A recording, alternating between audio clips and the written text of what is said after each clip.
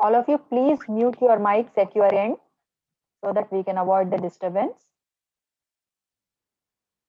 At the end, if you have any questions, that time you can switch on your mic and then you can ask the questions. For the time being, all of you, please mute your mics.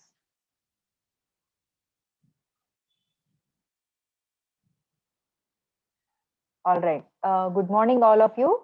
As I mentioned in yesterday's class, today's topic of discussion is biosynthesis of saturated fatty acids. So we are going to look at the reactions that are involved in the formation of saturated fatty acids. When we consume these carbohydrates and certain amino acids, excess in our diet, what happens? This excess carbohydrates and amino acids will be converted to fatty acids, and these fatty acids are stored in the form of triacylglycerols. This fatty acid synthesis predominantly it occurs in liver, kidney, adipose tissues, and lactating mammary glands.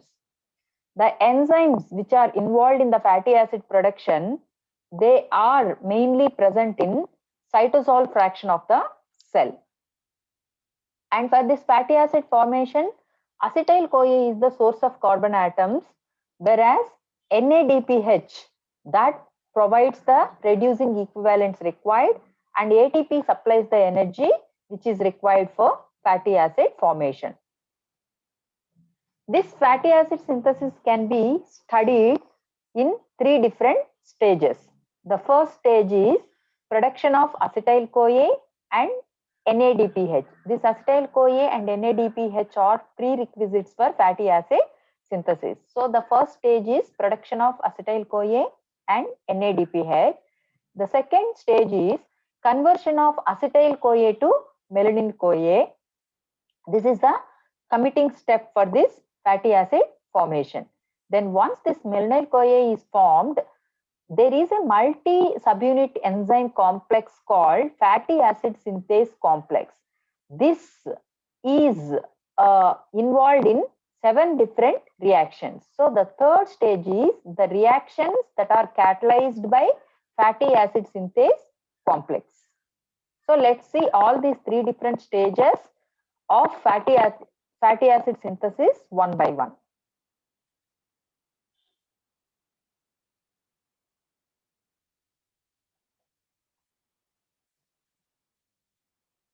The first stage, production of acetyl-CoA and NADPH. As I mentioned, these two, NADPH and acetyl-CoA, are prerequisites for this fatty acid synthesis.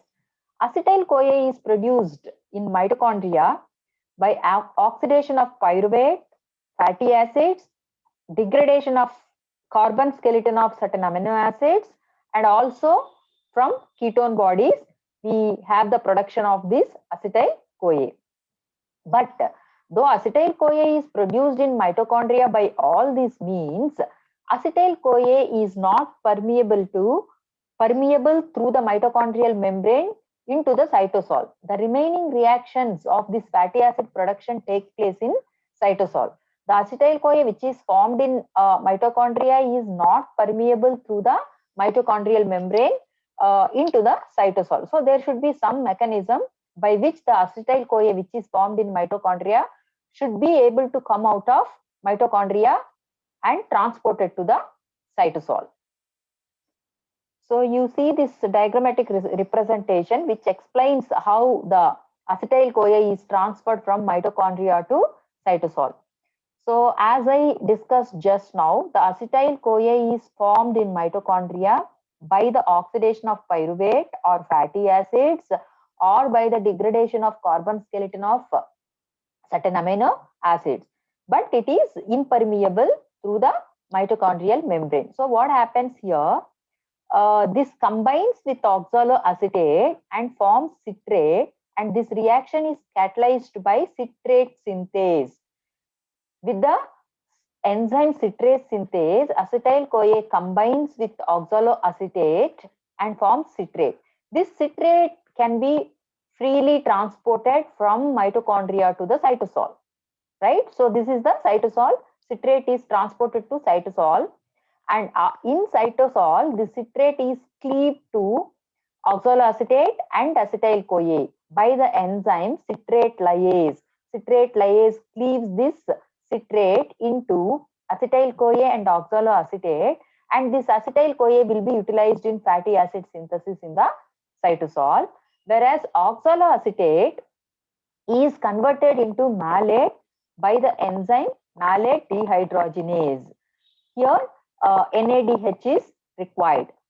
So once this is converted into malate, then by the enzyme called malic enzyme, this malate is converted into pyruvate.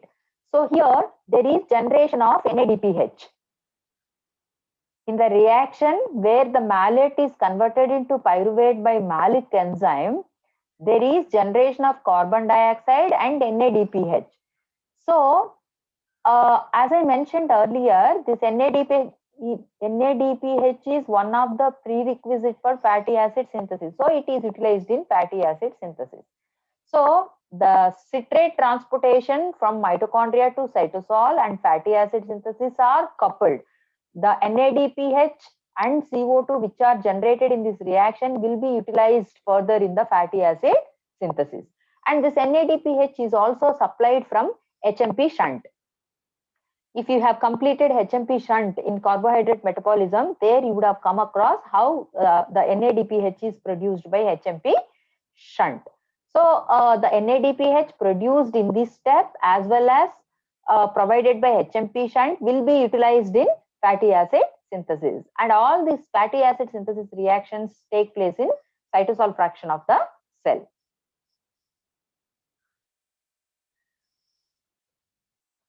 Just a quick summary, whatever I explained with the diagram. Acetyl-CoA condenses with the oxaloacetate in mitochondria to form citrate. Then it is transported freely to cytosol where it is cleaved by lyase to liberate acetyl-CoA and oxaloacetate. This oxaloacetate in the cytosol is converted to malate. Then malic enzyme converts this malate to pyruvate. NADPH and CO2 are produced in this reaction. Both NADPH and CO2 are utilized for fatty acid synthesis. The second stage of fatty acid synthesis, formation of melenyl-CoA. The acetyl-CoA is carboxylated to melenyl-CoA by the enzyme called acetyl-CoA carboxylase. This is very important enzyme in fatty acid synthesis. This is the regulatory enzyme. This is also ATP dependent reaction and it also requires biotin for carbon dioxide fixation. As I told, it's a regulatory enzyme in fatty acid synthesis. So let's look at the reaction, how this acetyl-CoA is converted into melenyl-CoA. Acetyl-CoA, the enzyme involved is acetyl-CoA carboxylase. As I told, it is ATP dependent enzyme. So ADP plus inorganic phosphate are formed. Since there is carbon dioxide fixation here, it also requires biotin. So it is incorporated. CO2 is incorporated in the form of carboxyl group. So your melenyl-CoA is formed.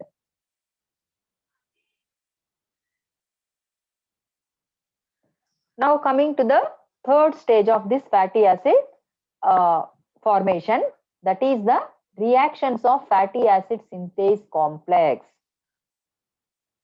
The rest of the reactions of this fatty acid synthesis are all catalyzed by a multifunctional enzyme known as fatty acid synthase complex. In case of eukaryotic cells, this fatty acid synthase, it exists as a dimer with two identical subunits, and each subunit or each monomer, it possesses the activities of 7 different enzymes. Each monomer of this complex that possesses the activities of 7 different enzymes. In addition, it is also bound to ACP, which is acyl carrier protein, and this ACP is bound to another moiety 4-phosphopantethine. If you look at the diagram, it will be clearer to you. That I'll show you a little later. This fatty acid synthase complex, it functions as a single unit, catalyzing all the 7 reactions. So one enzyme complex takes care of all the 7 reactions involved in the fatty acid formation. If there is dissociation of these 2 monomers, then there will be loss of the enzyme activities. It is functionally active when it is only present in the dimer form. But whereas in case of lower organisms, the fatty acid synthesis is catalyzed by same multi-enzyme complex, but it is in association with the separate acyl carrier protein. Whereas in eukaryotes, this acyl carrier protein is bound to the fatty acid synthase complex. But here in case of lower organisms, the fatty acid synthase is a multi-enzyme complex, but it carries out fatty acid synthesis in association with the separate acyl carrier protein. So these are the important reactions. I hope it is legible to you, or do I need to enlarge it a little bit more? Is it legible to you? Yes, ma'am. Okay. So this is the fatty acid synthase complex enzyme. The first reaction that takes place is with the help of acetyl-CoA ACP transacylase. So if you look at here, this is ACP side and this is the cysteine residue of the enzyme, which is in combination with coenzyme A. So the first reaction, what happens is this acetyl group from the acetyl-CoA is transferred onto ACP site of this enzyme. So you will have the, and there is coenzyme A release here. So you will have the formation of acetyl S-ACP. So this acetyl group from acetyl-CoA is transferred onto ACP site of the enzyme by catalyzing with acetyl-CoA ACP transacylase. So the name itself indicates what happens here. Acetyl group from acetyl-CoA is transferred on to ACP site of the enzyme and there is formation of acetyl S-ACP. Now, in the next step, what happens is the acetyl group from the ACP site is transferred on to the cysteine residue of the enzyme. This is catalyzed transfer of acetyl to, there is no enzyme involved. This is kind of rearrangement takes place. Transfer of acetyl to cysteine residue of the enzyme. So what happens simply from here, this acetyl group is transferred onto the cysteine moiety. So with that, you will have the formation of acetyl S enzyme and this ACP site becomes vacant. So what happened here in this step? Simply the acetyl group from ACP site is transferred onto the cysteine group and this ACP site becomes vacant. And now here what happens? The malonyl-CoA reacts with this acetyl S enzyme and with the help of malonyl-CoA ACP transacylase.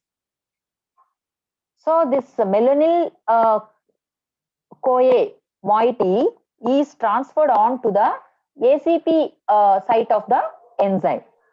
So you will have the formation of acyl malonyl enzyme, whereas coenzyme A is released. I repeat this second step once again.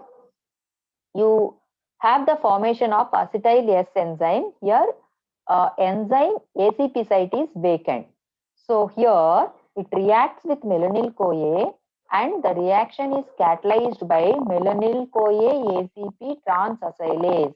This malonyl moiety is transferred on to the ACP site of this enzyme and you will have the formation of acyl malonyl enzyme. And of course, coenzyme is released. And this acyl malonyl enzyme, it undergoes decarboxylation with the enzyme beta-ketoacyl ACP synthase. Beta-ketoacyl ACP synthase. So after this COO carboxyl group is released in the form of CO2, you have the formation of beta ketoacyl ACP. So if you look at this reaction, what is happening? There is a release of carbon. This carboxyl group from the malonyl moiety is released in the form of carbon dioxide, and also this acetyl group from the cysteine residue is transferred onto the malonyl fragment. That's how you have the formation of beta ketoacyl ACP. Why is it called beta ketoacyl ACP? There is keto group at the attached to beta carbon. There is keto group attached to beta carbon. So this is beta ketoacyl ACP. Once this beta ketoacyl ACP is formed, it undergoes reduction by the enzyme beta ketoacyl ACP reductase. So here what happens is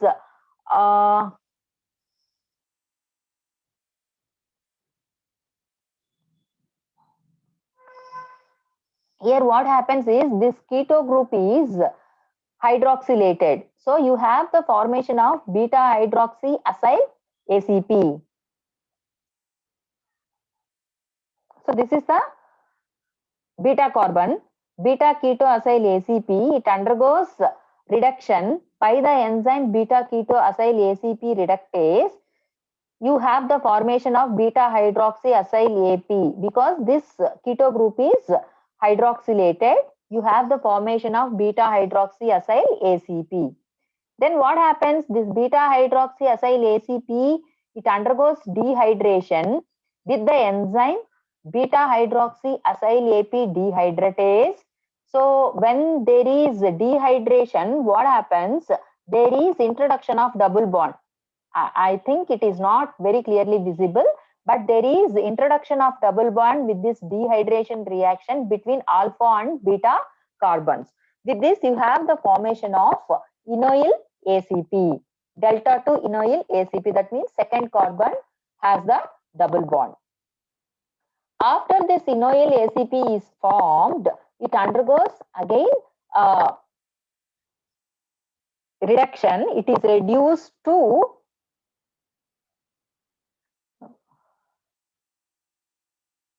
it is reduced to acyl ACP. So what happened here?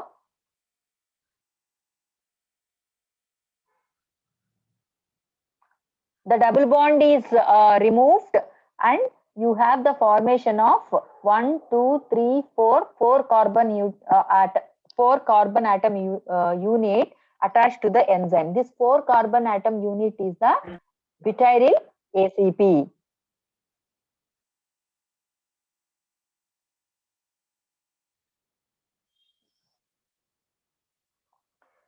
So after this butyryl ACP or acyl ACP is formed, there is transfer of this carbon chain from ACP site to the cysteine moiety. So here from this carbon chain which is attached to the ACP site is transferred on to the cysteine group. This product is called acyl S enzyme. So here the fatty acid chain formed has 4 carbon atoms, and from this step, from this step, the reaction 2 to 6 are repeated 6 more times. So here, if you see, with all this sequence of reactions, only 2 carbon atoms are increased. The fatty acid chain length is increased by 2 carbon atoms. So when these reactions are repeated, that means from the second reaction to 6th reaction, when they are repeated when they are repeated 6 more times, 12 more carbon atoms are introduced. So 12 plus 4, altogether 16 carbon atoms are introduced. So you will have the formation of fatty acid palmitate. Then after the 16 carbon atoms are introduced, there is a cleavage reaction. That means the fatty acid chain is cleaved from the enzyme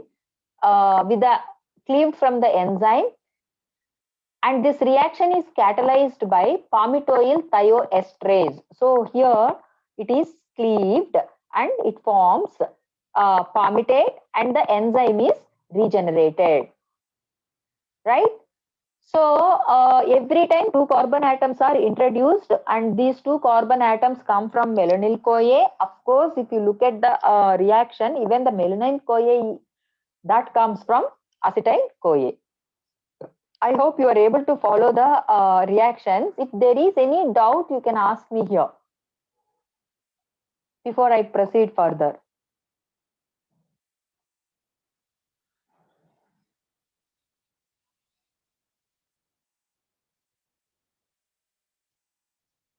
Is it clear or is there any doubt at any step of these reactions?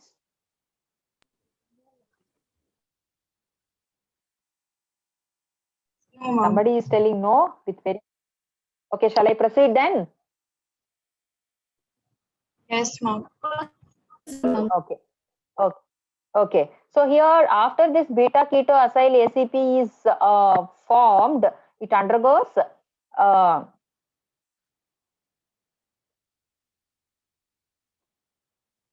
the beta keto group is converted into hydroxyl group by the enzyme reductase and beta hydroxy acyl ACP is formed and this undergoes dehydration and there is double bond introduced between alpha and beta carbon and this undergoes again reduction with the enzyme reductase.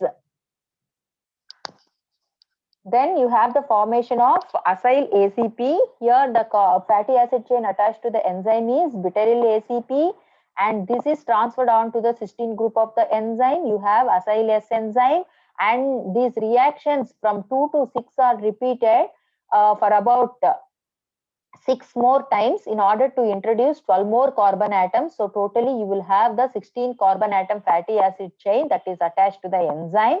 At this step, it undergoes cleavage by the palmitoyl thioesterase enzyme that requires water molecule. So if you look at the reactions here, at the reaction 5, there is release of 1 water molecule. But here at the last reaction where the cleavage of the fatty acid chain from the enzyme takes place, there is requirement of 1 water molecule. So after this cleavage reaction, you have the palmitate detached from the enzyme and enzyme is regenerated, which will be used further. So quick summary once again to recollect all these reactions that are catalyzed by fatty acid synthase. The 2 carbon atom fragment of acetyl CoA is transferred to the ACP site of the fatty acid synthase and this reaction is catalyzed by the enzyme acetyl CoA ACP transacylase.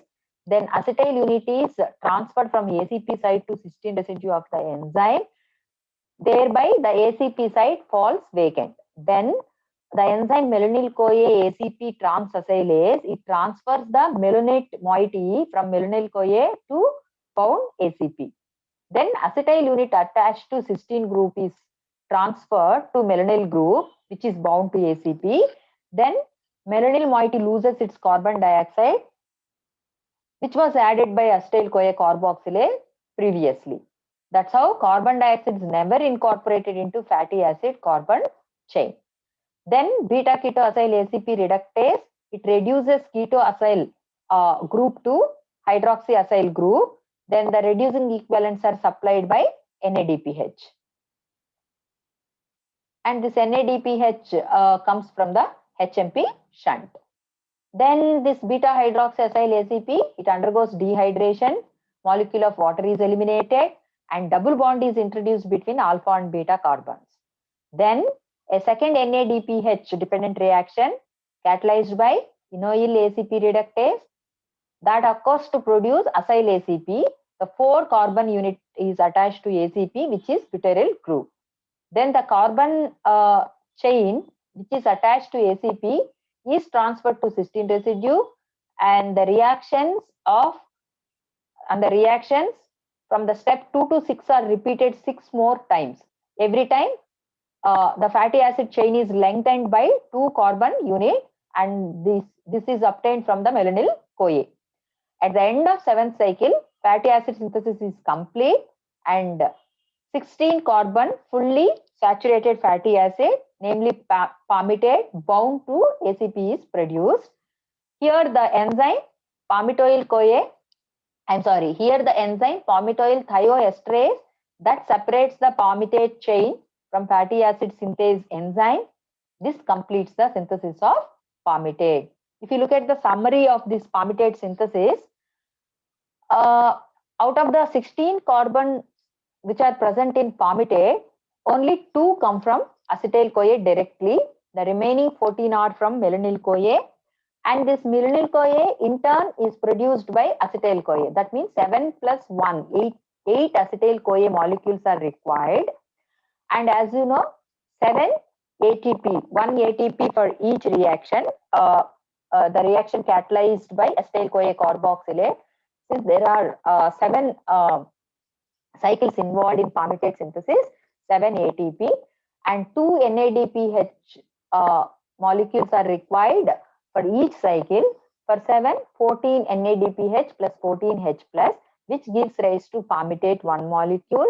From 8 acetyl CoA, 8 coenzyme A's are released, and this ATP is converted into ADP plus inorganic phosphate plus 6H2O. Though there are 7 reactions, 7 cycles involved, only 6H2O. Why? Because those 7 H2O are formed during the dehydration. At last, after the 7 cycles are completed, at last during the cleavage or the during the action of palmitate thioesterase, there is 1 water molecule utilized. So 7 minus 1, 6 water molecules are released. So this is the summary of fatty acid synthesis, which is catalyzed by fatty acid synthase complex. Now let's look at a few details about the enzyme structure. This is a dimer, as I told you, which is composed of 2 identical subunits. They are monomers, and each monomer has the molecular weight of 240,000 Daltons. And each subunit contains activities of 7 different enzymes, and to that ACP is bound, and that is further bound to 4-phosphopentethene SH group. And these 2 subunits of this synthase complex, they are arranged anti-parallel to each other. That means head to tail arrangement. And the SH group of phosphopentethene of one subunit is in close proximity to the SH group of cysteine residue of the other subunit. You can look at the structure here. So this is what I was talking about. This is fatty acid synthase complex enzyme structure.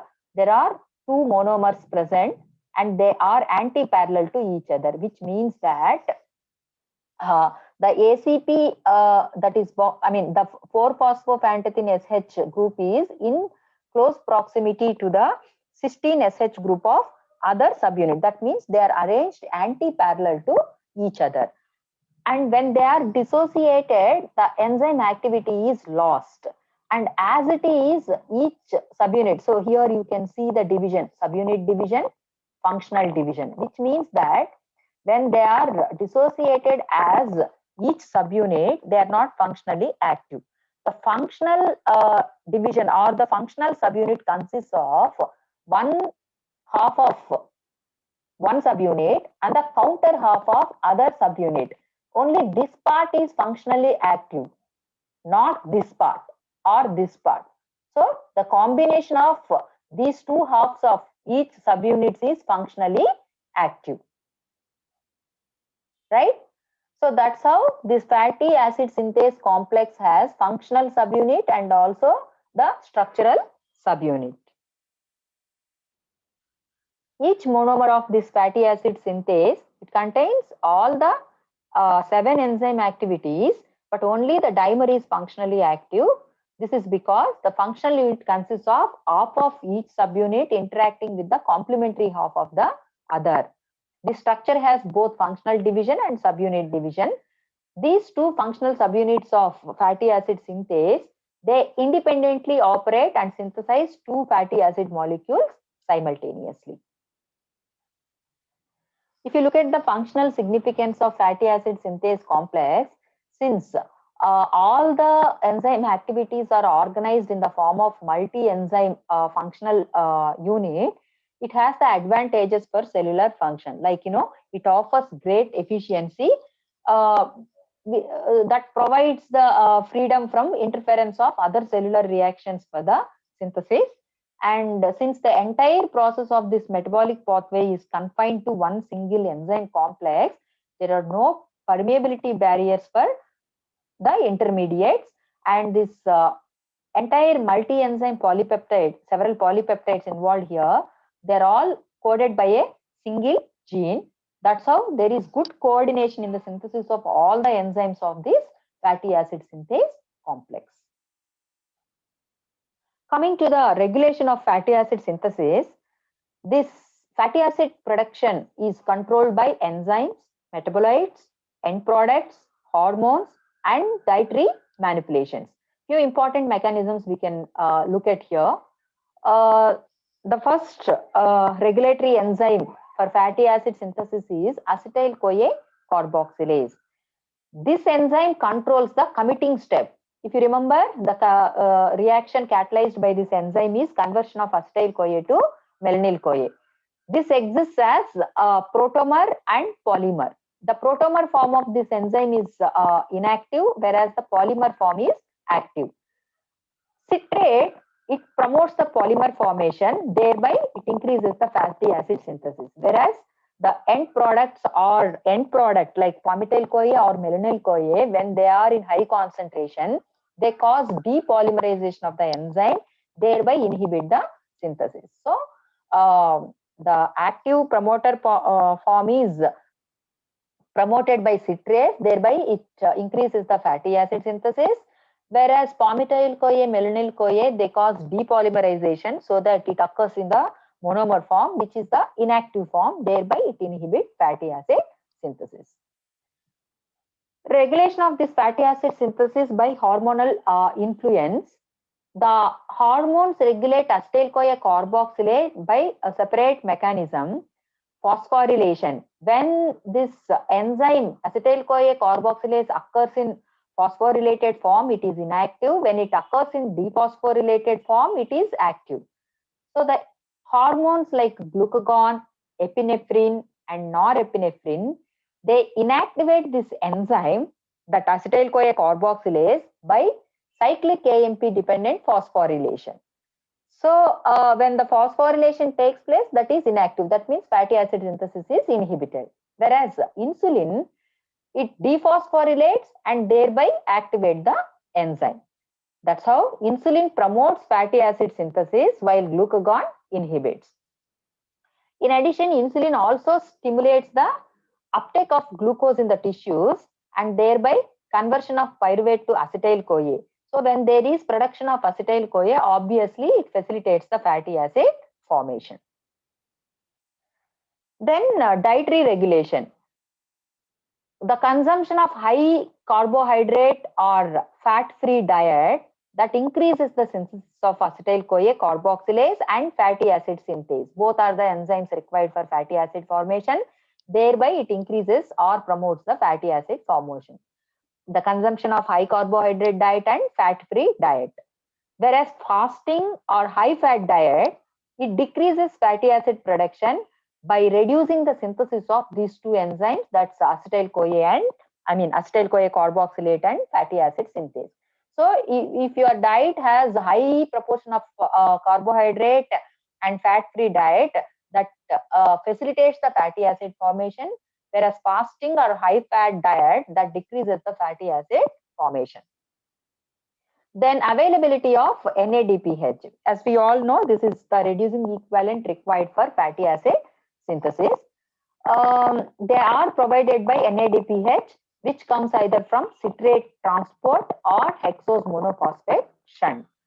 So in this, about 50 to 60% of NADPH is obtained from HMP shunt, which significantly influence the fatty acid synthesis. These are all different regulations by which regulatory mechanisms by which fatty acid synthesis is controlled, availability of NADPH, dietary regulation, hormonal influence, and acetyl-CoA carboxylase enzyme regulation by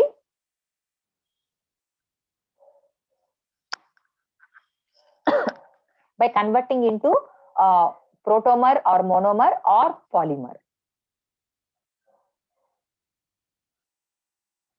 So this is detailed discussion about synthesis of saturated fatty acids. Very important examination point of view. Almost all the years, this question had been asked for 15 marks. So you have to write all the 3 stages. The production of acetyl-CoA and NADPH, conversion of acetyl-CoA to melenyl-CoA, and the reactions of fatty acid synthase complex. You need to explain all the reactions of this fatty acid synthase complex. You need to show the summary.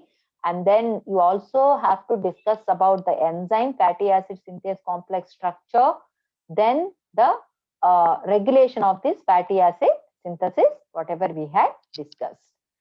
All this is referred from Biochemistry by Satyanarayana. Whatever the reactions I had shown you are also from Satyanarayana. So if you have any doubts, you can ask me. Or is it clear to you, the reactions?